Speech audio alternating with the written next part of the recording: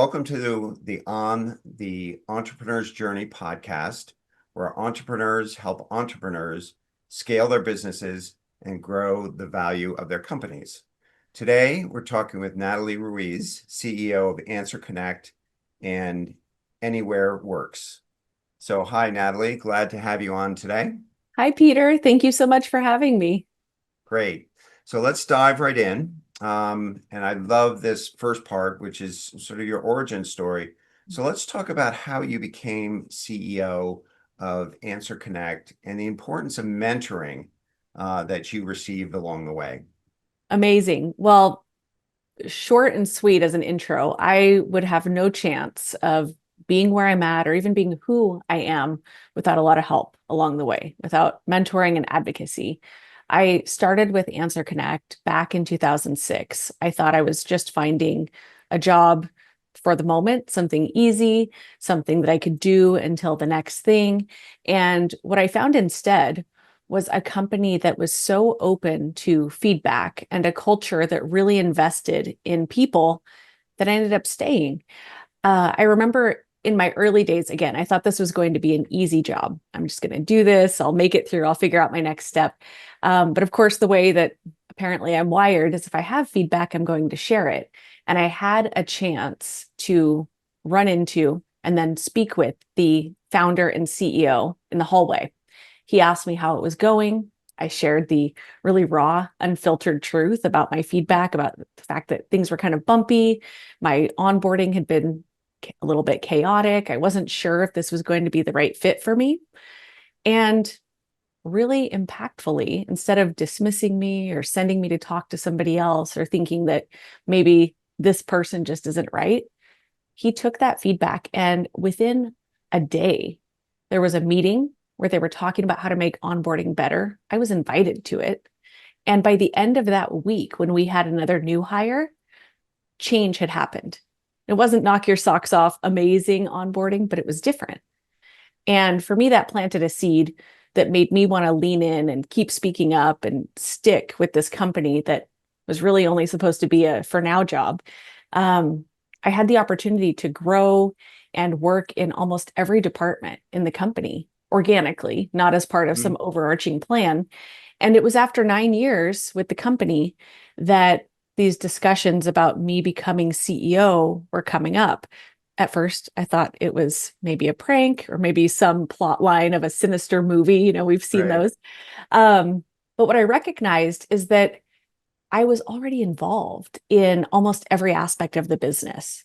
And I think getting this fancy title was kind of like giving me the all access pass. Like, well, she can bug you because. Right. And so now I've been able to serve as CEO for coming up on 10 years so far. It's been an adventure and a privilege of a lifetime, and I'm still learning every single day. Right. Right. So, I mean, so much of the time, at least we spend as a leadership team coach, I encourage that every 90 days, the leadership team mentors their direct reports so that Mm-hmm. they can get that type of feedback so that they can move and improve in their culture and their productivity and all those things. So how have you turned your experience into in the company? Are you Yeah. promoting this type of mentorship throughout your organization and your leadership team? So for the past 20 years, we've done a whole bunch of different attempts and experiments at the ways that we mentor. We've had really formal mentoring where we match people up. We've had kind of on the spot mentoring. And then I think that what has been most successful for us is to really embed this in our culture. Mhm. Learning is one of our core values. And in order to be a learn it all, you've got to be humble and know that you don't know it all. Sharing and giving back. So learning, sharing, and giving back are our three core values. And it's really baked in. Everybody gets paid learning time on the clock. We put our time and our budget where our value is. We share what we know. So we've got kind of a crowdsourced learning platform where we're having ongoing discussions about what we're learning. There are formal mentoring and internships and shadows and things like this that happen. But there's a heck of a lot that happens just organically. Mhm. People reaching out to each other, asking questions, folks taking time to let somebody, watch what they're doing or give them feedback or insight on things. We do most of our promoting from within. Mm-hmm. And so I love this. Obviously, I have a bit of a bias towards it because this is how I came up. But if you're going to do that, you're going to invest in people differently. You're going to talk to them differently. You're going to, pay to send them to a conference or to a training, or make sure that you're sending them the articles or the videos or the books that you also have read. And I just see that at almost every touch point within the organization. I feel really, really lucky that I think I'm surrounded by a team of helpers, people who just inherently want to extend their hand, share what they know, and help other folks. And so, whether that's the chicken or the egg, I think it's just who we are. And I see it, like I said, at just about every touch point. And there's a business case for it. Yeah, I was gonna say, because I'm sure, I mean, you're in the people business. One of your businesses is really answering Yes. service, and you have to retain those people because they have knowledge of all the clients that you serve, and retention must be a huge issue. And I'm sure, is this culture actually increase your retention rates at Answer Connect? Absolutely. Yeah. To be in the contact center, call center space, if you look at that industry standard, sometimes folks are turning over their entire call center every year, maybe even a couple of times a year. And I'm so thankful and so grateful that that's not the case for us. Of course, there's some churn for a variety of reasons, but we have so many people who have been here for 10, 15, 20, even longer than me. We have a couple of folks who've been here since before I was, who are still here. Some of them are still working in the answering side of the business because they love it. They love that there's flexibility. They love talking to our clients, answering for them, all of these things. And a lot of them started in the contact center and have explored other roles within the company. And now they are leaders of teams or departments. So it definitely pays back. Recruiting is important and so time consuming and so expensive, and it's necessary, but I'm so glad to not have to do it constantly. That sounds like a nice solve with the culture and the training and all the other things you talked about. So another thing that jumped out at me with you was your description in an article that you wrote of your first time you addressed your team as a CEO and how scared you were. It was a very candid moment. And so obviously here you're far more comfortable. So tell us a little bit about your growth as a CEO and how you've morphed from that somewhat fearful first moment to now where you're really a thought leader in your space. And I'd love to hear even, what do you think your responsibilities of a CEO like you are now, and what's the metric that you use to measure it? Yeah, thank you. Gosh, so I remember being so nervous to introduce myself as CEO, even to my team, let alone the world. It took practice, even saying my title.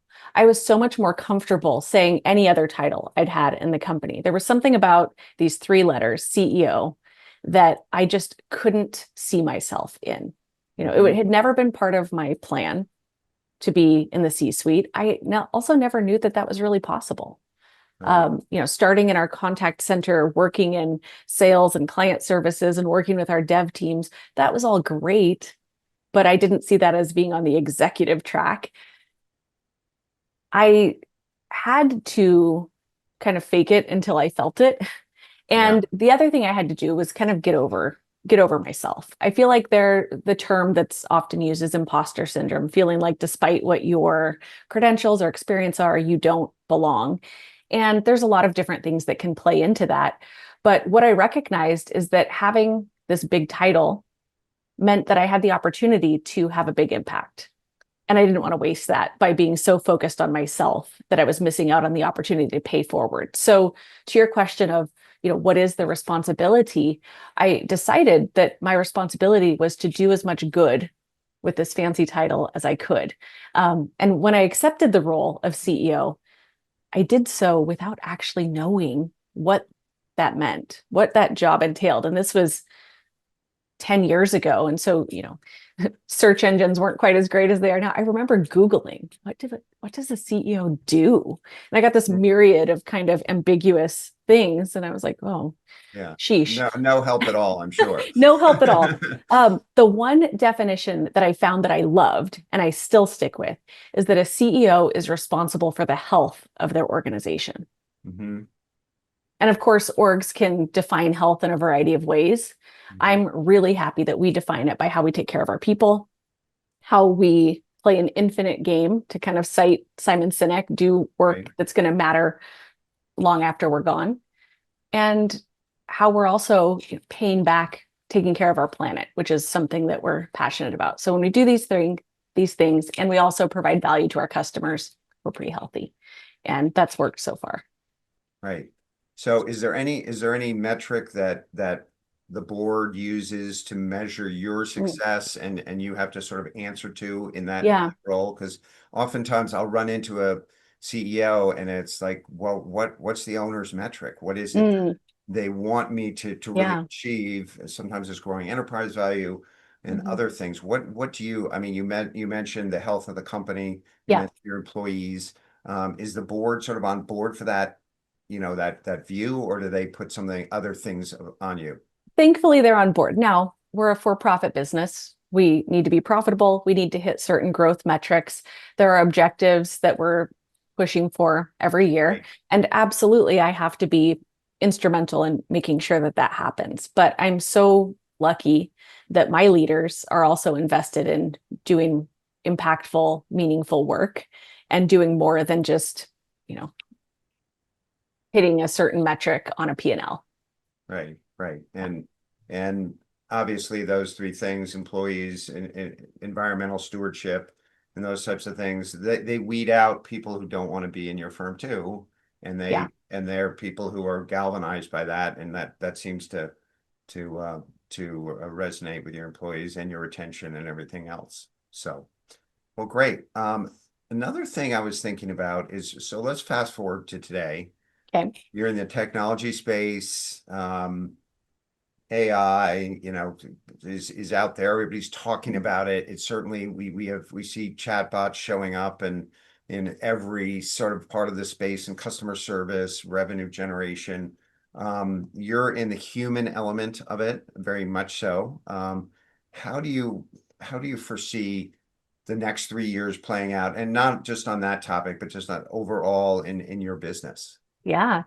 Well, I think the next 3 years are going to be a wild ride in a lot of ways, and certainly in the tech space, and certainly with AI.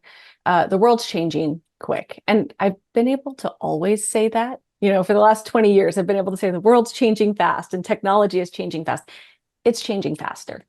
Every day there are new advances, there's new adoption. I think that for us, our our value proposition, I think, will remain intact. We are here to help be the live, human, professional, caring voice for our customers.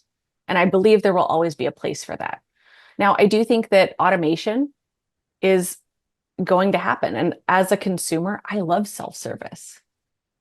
I Right. love it. If I can handle something myself, if I can work through some sort of a menu and solve my problem, excellent, fantastic. I don't want to make a phone call. I don't want to chat with anybody. But at the point that I can't solve my problem, well, then I want the fastest resolve, right? And I actually want somebody who cares. So I think that for us, we'll continue navigating this space. We'll continue to provide value for our clients, and we'll continue to show up in those places where having a caring, human, empathetic, somebody who's able to think outside of the box voice is going to matter. And we work with folks who we're talking to them sometimes on the worst day of their life. They're calling a restoration company because their house has been severely damaged by a storm. They're calling an attorney. And we won't talk about all the reasons that you need to call an attorney, but it's not usually good news, They're right? not good, usually not good. Yes. Right. Right. You're calling your healthcare provider. These are really important moments. And I want a human to be there.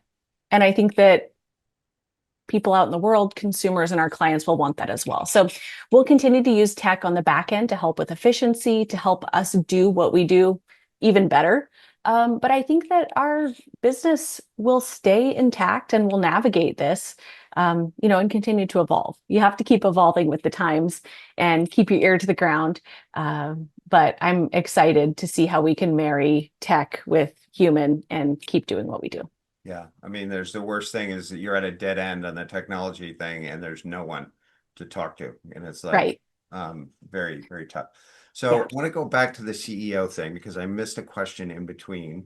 Okay. That is, I want to know, I mean, just judging by what I see you doing out in the marketplace, you must have had to delegate and really make your business be self-managing. And one of the things that I see a lot of with owners and CEOs or founders is that they can't really lift themselves outside of the business, let go of those responsibilities, trust the person to whom they're giving it, and Hmm. then be able to focus on the things that you talked about, your employees, environmental stewardship, and all the other things, your customers and what their issues are. And how were you able to do that? Because I go back to this view of you almost in the fetal position when you first took the role to now being very confident, but you had to bring all those people along. Can you tell us a little bit about that? Yeah. Well, first of all, you're not wrong on the fetal position. I think I was there. Um, I think the biggest catalyst for me being able to get out of the weeds has been having an amazing team.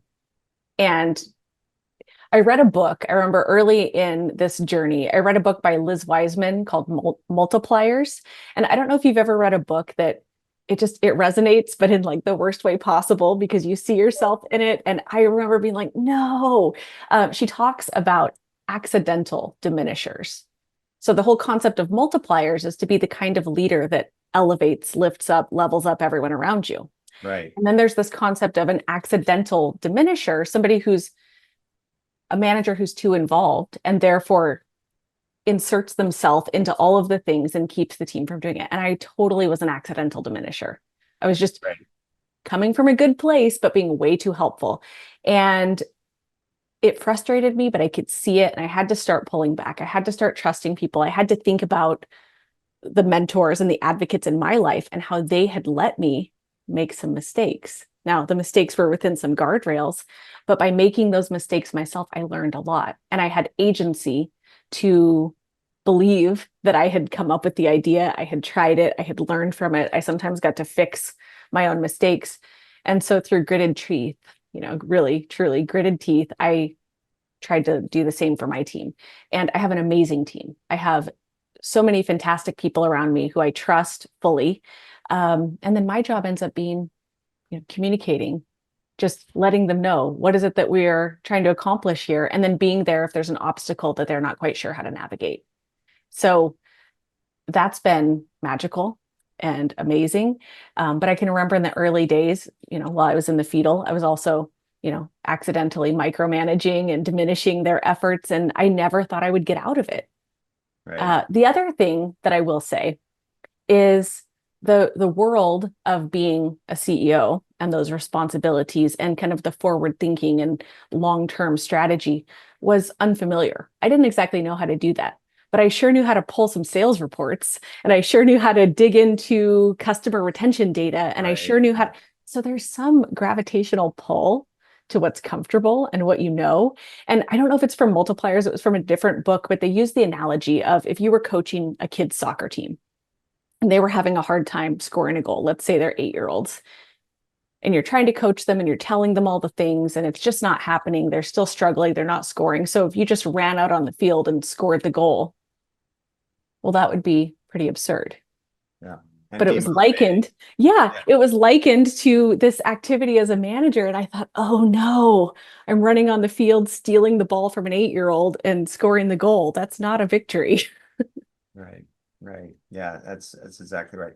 And did it lead to, and this often happens when you take over the new role, did you need to shift out some people, or was it a team that just grew underneath it, and what Hmm. was it? I Sometimes would that say changes. Yeah, I would say a little of both. With a really strong company culture, I think that a lot of folks self-elect if they recognize that it's not the right place for them. Hmm. And that's always my preferred method of people making a change is that they recognize that maybe this isn't the right place for them. Um, but yeah, there was a lot of growth, more growth than transitions in building an executive leadership team and all the departments and the teams. We're very much a startup when I began in 2006. And so we've continued to grow and expand. And as I've learned, and as we collectively have learned, we have a better idea of what a really great leader for a particular role looks like than we did 10 or 15 years ago. Excellent, excellent. And then switching back again, one of the things that I find that a CEO and founder really is responsible for is the value of a company and building Mm, that enterprise value. And it comes from growth, as you talked about there, being profitable and all that. But then there are things that there are other drivers of value, which how you get your revenue and recurring revenue streams mhm. and eliminating single person dependencies and all those sorts of things. Are you focused on that part of your business in terms of getting the value drivers into your business so that you have a business that's showroom ready for whatever happens? Because we never know what's going to happen in the future, and it's good to have a business Yeah. that's ready for anything and kind of future proofed in a way. I think we have to. I mean, we talked already about AI and automation. And so if automation is there and if it's fantastic and if it works for a lot of the, you know, simple things, then that could impact our core business. And so we absolutely continue to explore the software side of things. We continue to explore how we can provide value for our clients and diversify what our offerings are within our wheelhouse. We've Right. always been really passionate about helping small business. And we Mhm. ourselves were a small business. We've done a lot of dog fooding, eating your own dog food. Right. When we have a need, we're like, maybe our small business clients have a need as well, and we'll try it out and then we'll offer it. We're still very much geared like a startup in this way, where we're trying things all the Mhm. time and seeing what can have some carry forward possibility. Great. Um, One last question, because I know we focused a little bit on the Answer Connect business, but there's also Hmm. this Anywhere Works, which is really about helping businesses cope with or Hmm. deal with a workforce that's remote, and still Yeah. a lot are. It's changing back more towards, but there's still a bunch that are, and they embrace it. And you're really providing tools to allow them to continue to be productive that way. So you have a SaaS product, you have some other things. Tell us a little bit about that business. Yeah. Well, this is really what we talk about when we talk about dog fooding. It was created by necessity. We started moving our teams to working remote all the way back in 2007, which Oh, was wow. really, really early. Now we didn't do, a huge migration at that point. We started with one person and then moved one team and one department and on and on and on. But as we did that, we recognized that there weren't really great tools for managing a remote team. We recognized that we didn't have a way to see what somebody was doing all day. We couldn't see their appointments. We couldn't do these things. And so that helped us create this umbrella company, Anywhere Works, where we could house appointment scheduling, we could house answering, we could house all of these different tools that we offer and really live by this mission of helping the world work anywhere. Now, of course, in the COVID years, there was a big jump into the deep end of this. And like you said, some of it stuck. I think people really liked the concept of flexibility, but Mhm. a lot of companies didn't do it well, in my opinion. And I think that is the main catalyst for the pullback, the return to office orders, is they didn't do a great job of staying connected, of building a culture at a distance, of being able to measure the proper KPIs when folks weren't right in front of them. We love flexibility. And I think flexibility can look different for lots of different companies and lots of different positions. Um, but we're going to keep working within that umbrella to help our clients be flexible. With our clientele being small business owners, they're in their vehicle, they're at a job site, they're talking to a client. They need this. Far before remote was kind of a buzzword or even an initiative, they were working anywhere.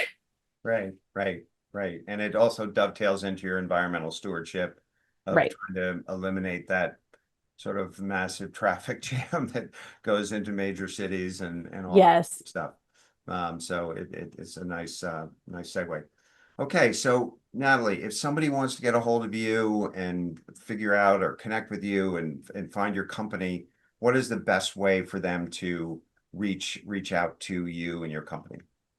Well, first, they should go to answerconnect.com because there's a ton of great information there and they can fill out a small form and either myself or someone on my team will get back to them. But if they're watching and they just want to talk with me directly, I'm probably easiest to reach on LinkedIn. I hate email, but for some reason, LinkedIn will work. So you can find me at Natalie S. Ruiz on LinkedIn. And I'd be super happy to connect, help, answer any questions that y'all might have. Okay. Well, thank you very much. I love your story and how you're so self-made, and it's a great way to see an entrepreneur grow. And you're a great example. So thank you, and thank you for watching on the Entrepreneur's Journey. Thanks. Thanks, Peter.